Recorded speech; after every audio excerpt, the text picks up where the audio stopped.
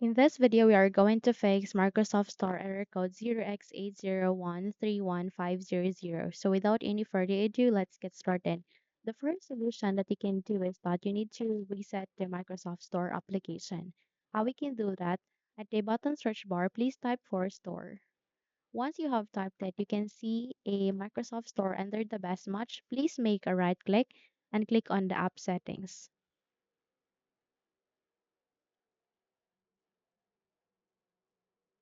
Here with the app settings, I want you to scroll down here in the list and find for reset. Click on it.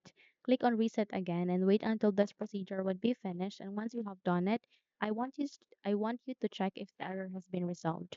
But if not, then let's move on to the next solution. I want you to bring up the settings again.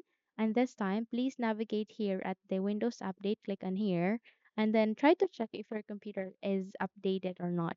And if not, I want you to check for updates. Okay. So please click for check for updates or resume updates. Click on it and then wait until this procedure would be finished. It will surely fix the problem and make improvements in your device.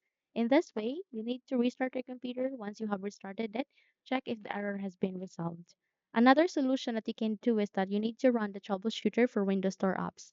At the settings again, use the search bar, type for Windows Space Store, then once you have seen this find and fix problems with Windows Store apps, click on it.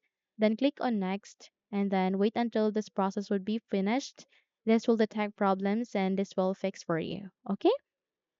Now that's it. If you found this video helpful, kindly like and subscribe. You may also click or turn on the notification bell so that you will be notified for more upcoming tutorials. Thank you and have a good day.